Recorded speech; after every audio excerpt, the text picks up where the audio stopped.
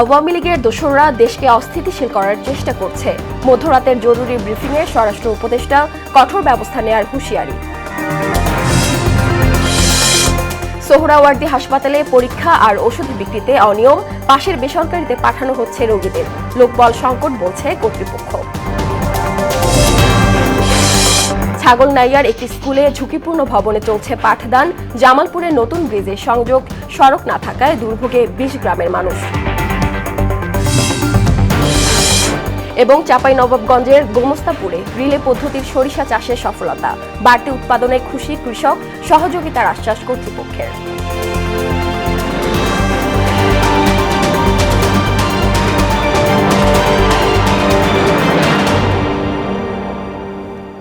আসসালামু আলাইকুম, সবাইকে মোহনা সংবাদে স্বাগত। শুনছিলেন শিরোনাম, সঙ্গে আছি সুরাইয়া শুভ্রা। এবার বিস্তারিত। আওয়ামী লীগ ও তার দোসররা দেশকে অস্থিতিশীল করার জন্য সব ধরনের চেষ্টা করে যাচ্ছে বলে জানিয়েছেন স্বরাষ্ট্র উপদেষ্টা জাহাঙ্গীর আলম চৌধুরী। দেশব্যাপী আইনশৃঙ্খলা পরিস্থিতির অবনতির বিষয়ে মধ্যরাতে জরুরি সংবাদ সম্মেলনে দুষ্কৃতকারীদের প্রতিহতের ঘোষণা দেন তিনি। বলেন, তাদের ঘুম হারাম করে দেয়া হবে। অপারেশন ডেভিল হান্ট অব্যাহত থাকবে বলেও জানান উপদেষ্টা। দোসররা তারা দেশকে অস্থিতিশীল করার জন্য সব ধরনের চেষ্টা করতেছে।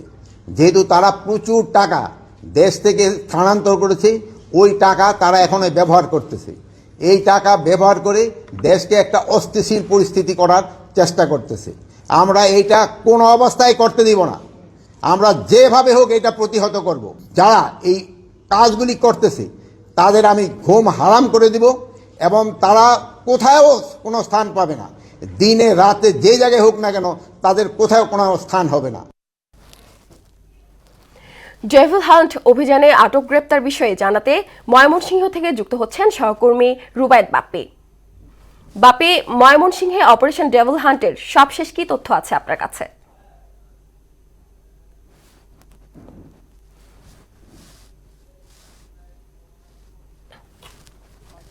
ডেভিল হান্ট অপারেশন চলছে। তো আমরা যে বিষয়টি দেখেছি যে পুলিশের পক্ষ থেকে এবং যৌথ বাহিনীর পক্ষ থেকে কিন্তু সাঁড়াশি অভিযান চলছে, এবং বিভিন্ন মামলার অভিযুক্ত আসামিদেরকে আটক করছে পুলিশ। তো আমরা এখন কথা বলবো ময়মনসিংহ কোতোয়ালি মডেল থানার যে অফিসার ইনচার্জ শফিকুল ইসলাম খান। এই যে ডেভিল হান্ট অপারেশন সম্পর্কে আজকে পর্যন্ত যে বিষয়গুলো যদি একটু বলতেন।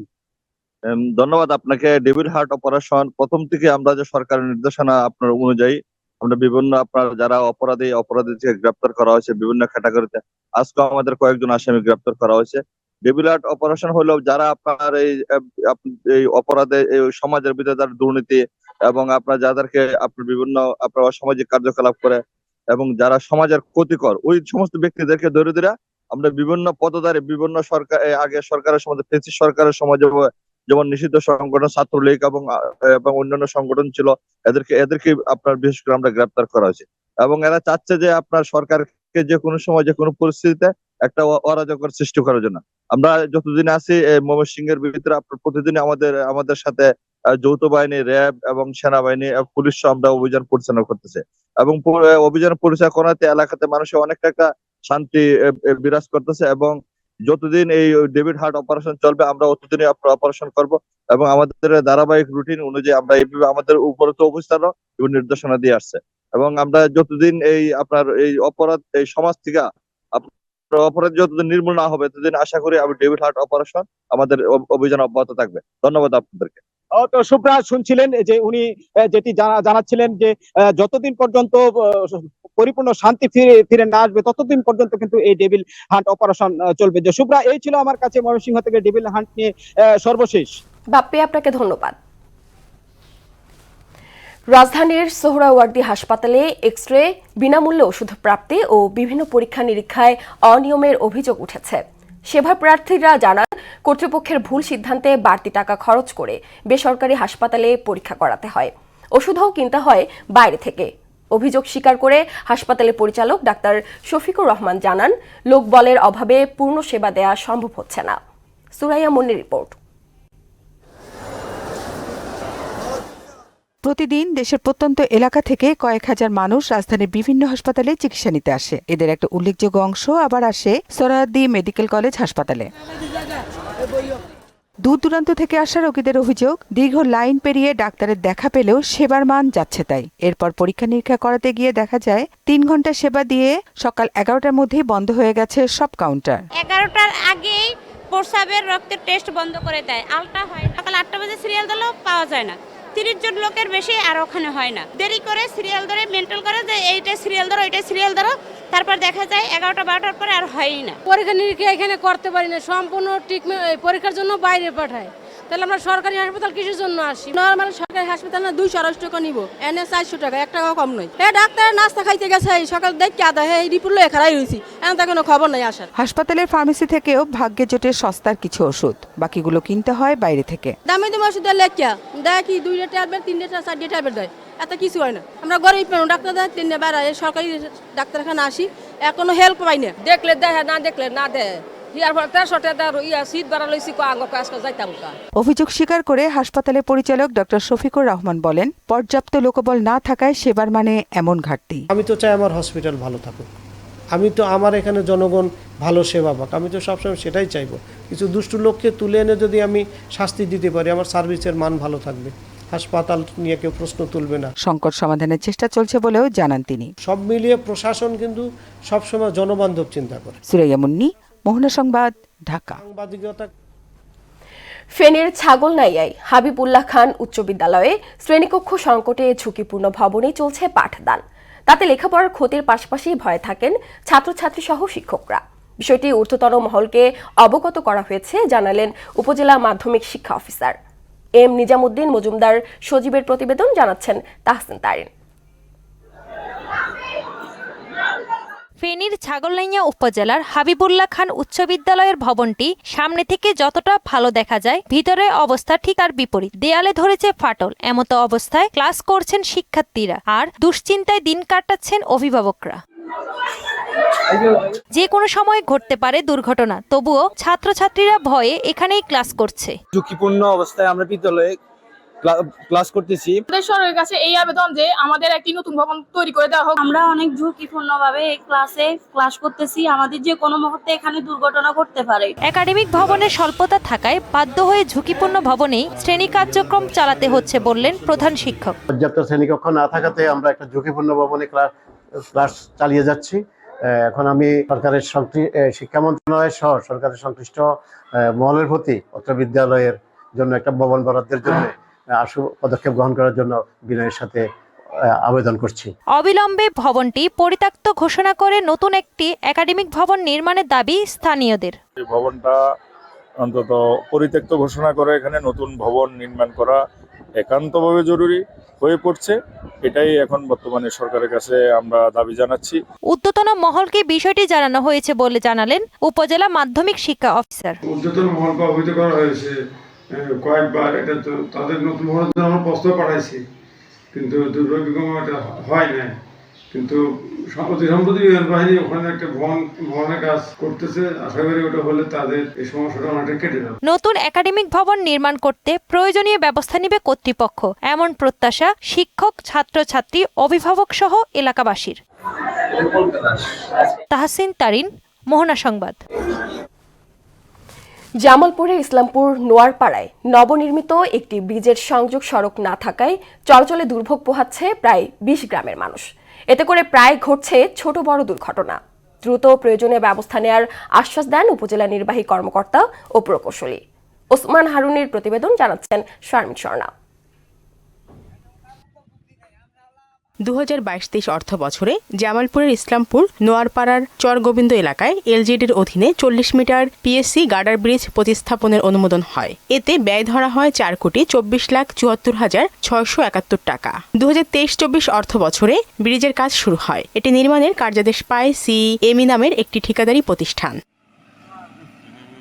গত বছর 30 এপ্রিল নির্মাণ কাজ শেষ হলেও এখনও শেষ হয়নি সংযোগ সড়ক নির্মাণ কাজ। ফলে মিলানদহ ও ইসলামপুরের প্রায় 20 গ্রামের মানুষ চরম দুর্ভোগে। প্রতিনিয়ত দুর্ঘটনার কবলে পড়ছে যানবাহন। ব্রিজ মারি দেয় না, ব্রিজ উঠা ঠিক আছে, গাড়ি উঠতে পারে না, এবং আমরা ফসল পাতি গাড়ি ব্রিজে উঠতে পারি না, খুব সমস্যা। ব্রিজটা দুই সাইডের পাকা না করাতে আমাদের অনেক সমস্যা হয়ে গেছে। ব্রিজের আমরা চলাফেরা করতে পারতেছি না, গাড়ি ঘোড়া উল্টা পড়ে যায়গা। প্রশাসনের নিকট জরুরি ভিত্তিতে সংযোগ সড়ক নির্মাণের দাবি জানিয়েছেন এলাকাবাসী। কষ্ট তো আগের মতোই, ব্রিজ করে তো আমাদের কোনো যদি আগের মধ্যে কষ্ট করা লাগে তাই তো এই ব্রিজের কোনো মূল্য থাইল না। সরকারের কাছে আবেদন রাস্তাটা তাড়াতাড়ি ক্লিয়ার ভাবে মাটি মুটি কাটে ক্লিয়ার দেন দেয়। জমি সংক্রান্ত জটিলতায় সংযোগ সড়ক নির্মাণ হয়নি জানিয়ে দ্রুত এ বিষয়ে সুরাহার আশ্বাস দিয়েছে স্থানীয় প্রশাসন। অতি দ্রুত জমি সংক্রান্ত যে জটিলতা রয়েছে তা দ্রুত নিরসন হবে এবং জমি সংক্রান্ত যদি নিরসন হয় আমরা ইনশাআল্লাহ দ্রুত গতিতে যে বাকি কাজটা বাকি আছে সেই কাজটুকু সম্পন্ন করব। জমি না দেওয়ার কারণে অ্যাপ্রোচ রোড করতে একটু প্রবলেম হচ্ছে,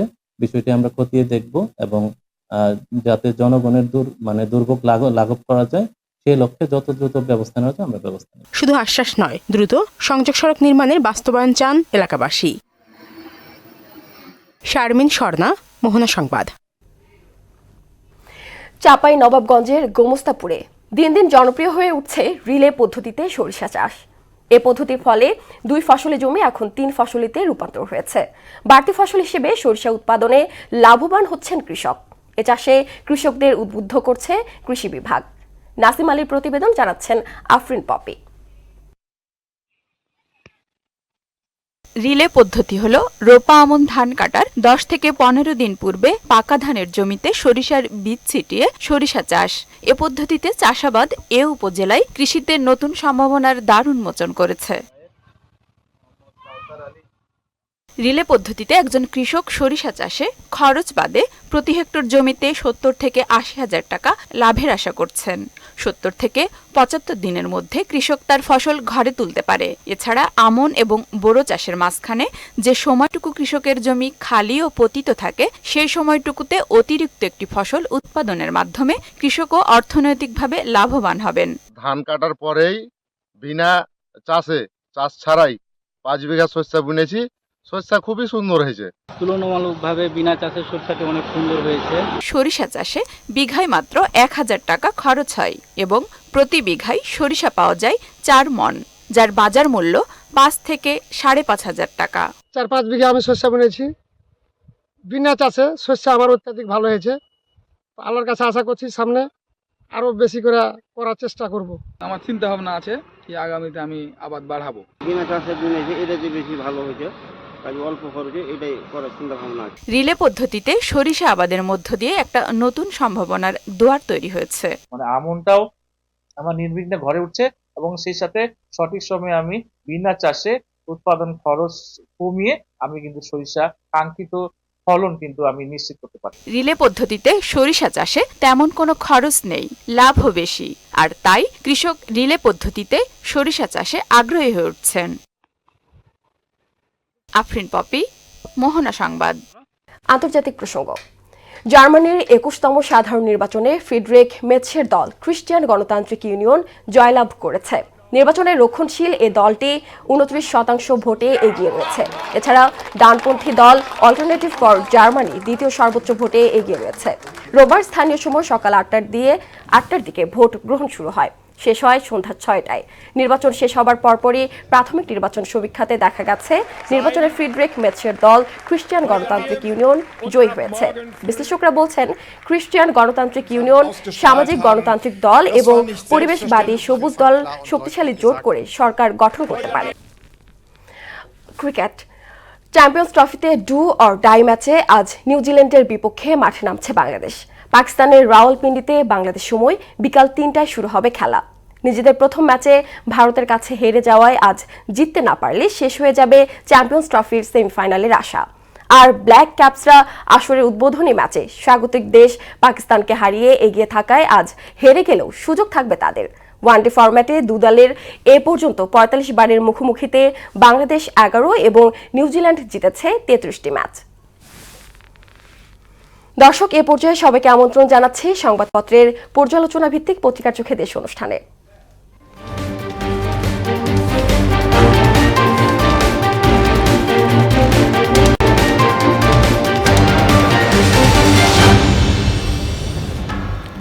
দর্শক, অনুষ্ঠানে আজকের অতিথি মোহনা টেলিভিশনের যুগ্ম বার্তা সম্পাদক Nasir Uddin.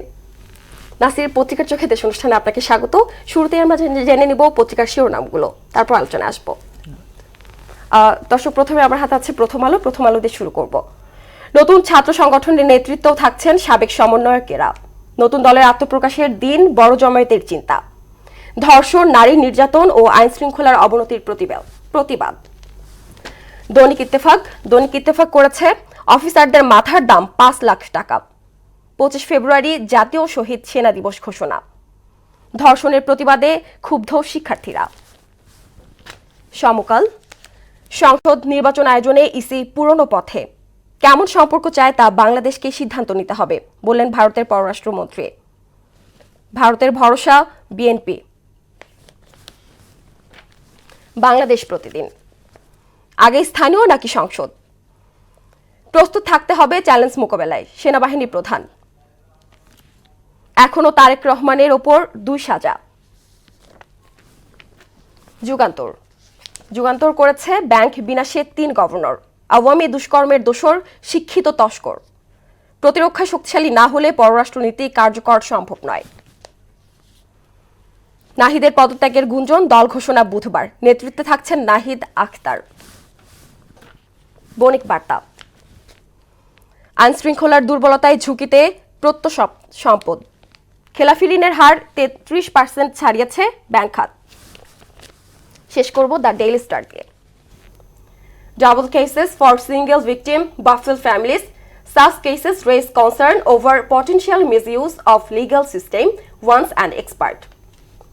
New think tank launched to unit Net 1 stakeholders. শিরোনামগুলো আমরা দেখে নিলাম। আজকের তো একটি বিশেষ খবর, প্রায় সব পত্রিকাগুলোতেই দেখা যাচ্ছে যে ধর্ষণের প্রতিবাদে ক্ষুব্ধ শিক্ষার্থীরা।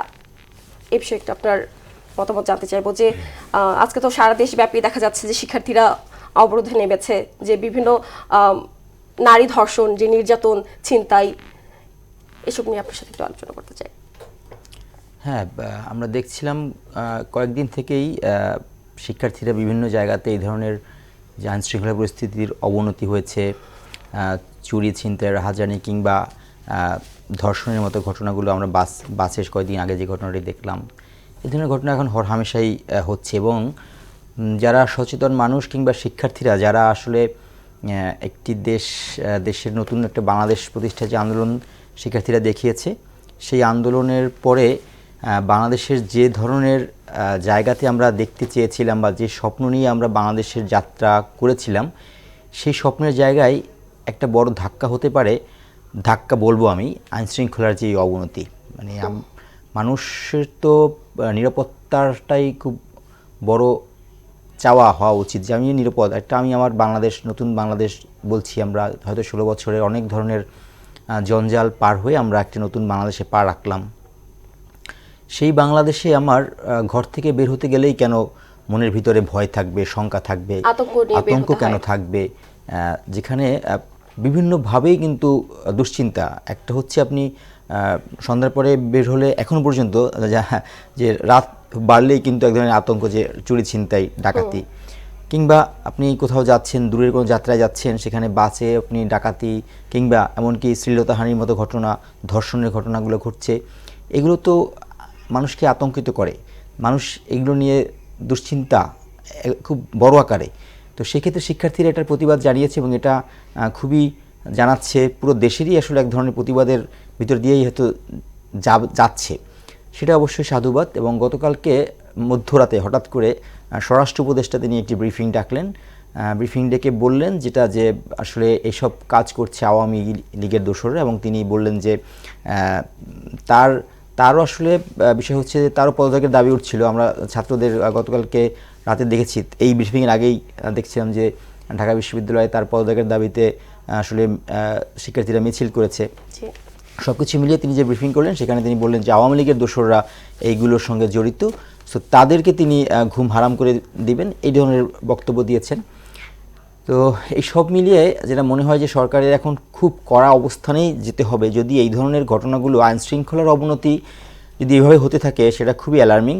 এজন্য যে প্রতিবাদগুলো সারা দেশে শুরু হয়েছে, বিশেষ করে শিক্ষার্থীদের মাধ্যমে, অন্যান্য শ্রেণীপেশার মানুষ এগুলোতে সম্পৃক্ত হচ্ছে ইতিমধ্যেই, সরকারের এই মুহূর্তে বিশেষ করে স্বরাষ্ট্র মন্ত্রণালয় তো এগুলো দেখভাল করবে, তাদের উচিত একেবারে একটা প্ল্যান সেট করে ফেলা যে এই ধরনের বিষয়গুলোকে কিভাবে ফাইন্ড আউট করা, এবং সব ক্ষেত্রে শুধু আওয়ামী লীগ দোসর কিংবা এগুলো তো এটা একটা কনসার্ন থাকাই উচিত, থাকবে এর সঙ্গে কিভাবে কোন কোন কে জড়িত আছে, কিভাবে জড়িত আছে, কোন কোন চক্র জড়িত আছে, সবগুলোকে আলাদা করে ফাইন্ড আউট করে তারপরে সরকারের সারাশি অভিযানে যাওয়া উচিত। বাংলাদেশ প্রতিদিন আমরা একটা শিরোনাম দেখতে পাচ্ছি যে আগে স্থানীয় নাকি সংসদ, এটা নিয়ে দেখা যাচ্ছে যে বিভিন্ন রাজনৈতিক দলগুলোর মতবিরোধ কিন্তু যাচ্ছেই না একদমই। সেক্ষেত্রে আপনার একটু মতামত জানতে চাই যে স্থানীয় এবং জাতীয় সংসদ নির্বাচন নিয়ে কি বলতে চান? দেখুন, রাজনৈতিক অঙ্গনে এই মুহূর্তে যেটা সবচেয়ে আলোচিত বিষয় এটাই, রাজনৈতিক অঙ্গনে যতগুলো আলোচিত ইস্যু তার ভিতরে এখন স্থানীয় নির্বাচন আগে হবে নাকি জাতীয় নির্বাচন আগে হবে। এই থেকে রাজনৈতিক দলগুলোর পাল্টাপাল্টি অবস্থান। বিএনপি কিছুতেই চাইছে না আগে স্থানীয় সরকার নির্বাচনটা হোক, আর অন্যান্য কিছু পলিটিক্যাল পার্টি তারা অবশ্য স্থানীয় নির্বাচন আগে হলে মনে করছে যে হ্যাঁ একটি শক্তিশালী স্থানীয় কাঠামো তৈরি হবে, প্রশাসন তৈরি হবে শক্তিশালী, তারপরে জাতীয় নির্বাচন হলে তখন জাতীয় নির্বাচনটাকে সহজে পার করে দেওয়া যাবে। এই ধরনের এই ইস্যুটাতে এটা আসলে শেষ পর্যন্ত কি হবে, কারণ দেখুন এখানে নির্ভর করে পলিটিক্যাল পার্টির সঙ্গে সরকারের নেগোসিয়েশন, কিন্তু সরকার নেগোসিয়েশনে যাবে নাকি নিজেই সেই নির্বাচনটা করতে চাইবে। সরকার কি চায়, সরকারের যে চাওয়া, সরকার মনে করতে পারে যে জাতীয় নির্বাচনের আগে যদি আমরা স্থানীয় সরকার নির্বাচনকে টেস্ট কেস হিসেবে দেখতে পারি, অর্থাৎ পরীক্ষা করে দেখা যে আমার মাঠ পর্যায়ের সক্ষমতা কেমন, মাঠ পর্যায়ে থেকে কী ধরনের সফলতা আসে, সেখানে ব্যর্থতা কী আসে, পুলিশের কতটা সক্রিয় থাকতে পারে, প্রশাসন কীভাবে এই নির্বাচনটাকে কতটা সহজভাবে তুলে নিয়ে আসতে পারে বা নাকি কঠিন হচ্ছে, এই সমস্ত টেস্ট কেস করার জন্য সরকার চাইতে পারে যে না স্থানীয় সরকার স্থানীয় নির্বাচনটা আগে করা যেতে পারে। সেই সব দিয়ে চিন্তা করলে হয়তো সরকার দেখতে পারে যে স্থানীয় সরকার নির্বাচনটা কিভাবে হয়। এদিকে কিন্তু বিএনপি জাতীয় নির্বাচনের আগে স্থানীয় নির্বাচন চায় না, কিন্তু অন্যদিকে জামায়াত ইসলামী চাচ্ছে স্থানীয়। বিএনপির নেতৃত্ব তো প্রায় প্রতিদিনই তারা আসলে এই বিষয়ে কথাও বলছে, এবং তারা হয়তো শেষ পর্যন্ত যদি প্রয়োজন মনে করে যে এটা নিয়ে আরও শক্ত অবস্থানেও যাবে, এরকমই তাদেরকে মনে হচ্ছে। দেখুন, শক্ত অবস্থানে যাওয়া কিংবা জনগণের চাহিদার বিষয়টাকে এখানে প্রাধান্য দিতে হবে। জনগণ এবং সরকারের রাজনৈতিক দলগুলো প্রত্যেকটা একটা তো ইউনিটি দরকার এখন এই মুহূর্তে। বাংলাদেশে যদি ইউনিট করতে হয় তাহলে আসলে এই সমস্ত বিষয়গুলোকে যদি এমন জায়গায় যায় যে না আবার পলিটিক্যালি এক ধরনের ভিন্ন ভিন্ন অবস্থানে গিয়ে সেটা যদি তাহলে চলে যায়, তাহলে বাংলাদেশে কিন্তু শান্তি শৃঙ্খলা আসলে খুব বেশি স্টেবল হবে না। কারণ এই মুহূর্তে যদি এই সমস্ত ইস্যুতে খুব কঠোর মতৈক্য তৈরি হয় তখন এক ধরনের ভিন্ন পরিস্থিতি তৈরি হবে। সুতরাং সরকারকে এবং রাজনৈতিক দলগুলোকে এক ধরনের ঐক্যের ভিতরেই থাকতে হবে, এটাই আসলে সবচেয়ে বড় প্রয়োজন এই মুহূর্তে।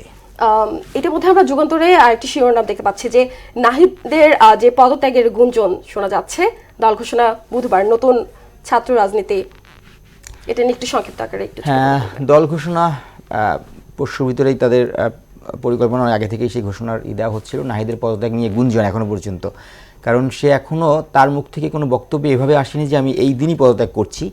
গণমাধ্যমে এই দিনই পদত্যাগ করছি সেটা সে বলে না। সে বলছে যে এই সপ্তাহের বিষয়ে এই সপ্তাহের মধ্যেই, এই সপ্তাহ না বলেছিল গত সপ্তাহের ভিতরে, সে সিদ্ধান্ত জানা যায়নি, সেই সপ্তাহ পার হয়ে গেছে। সুতরাং গুঞ্জনটা কবে নাসির এটাই আসলে জানার ছিল যে নাহিদ আসলে এরকম কোনো নির্দিষ্ট দিনে ঘোষণা এখনো গুঞ্জন পর্যায়ে আছে। জি নাসির, আপনাকে অসংখ্য ধন্যবাদ স্টুডিওতে সময় দেওয়ার জন্য। ধন্যবাদ। শেষ করব মোহনা সংবাদ, যাবার আগে শিরোনামগুলো আরো একবার।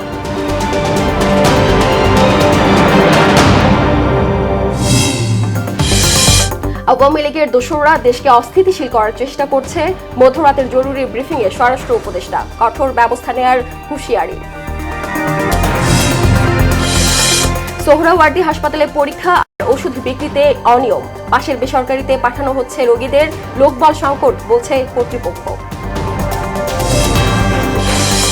ছাগলনাইয়ার একটি স্কুলে ঝুঁকিপূর্ণ ভবনে চলছে পাঠদান, জামালপুরে নতুন ব্রিজে সংযোগ সড়ক না থাকায় দুর্ভোগে 20 গ্রামের মানুষ।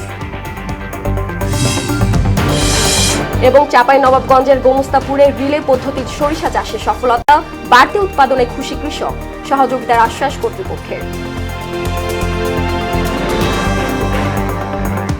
এ ছিল মোহনা সংবাদে। পরবর্তী সংবাদ দুপুর 1টায়। এর আগে সংবাদ এক নজরে দেখবেন দুপুর 12টায়। মোহনার সবশেষ খবর জানতে ভিজিট করুন www.mohana.tv। সংবাদ দেখতে পারেন ফেসবুক, ইউটিউবেও। এতক্ষণ সঙ্গে থাকার জন্য ধন্যবাদ।